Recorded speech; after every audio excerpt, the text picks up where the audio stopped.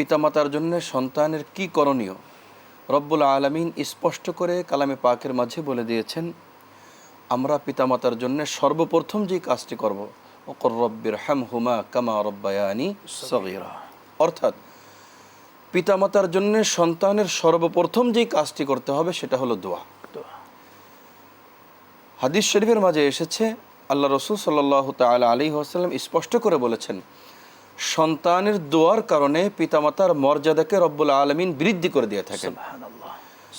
অনেক বড় মর্যাদার বিষয়, অনেক বড় ফজিলতের বিষয়। দেখুন, আমরা দুটো বিষয় পেয়েছি।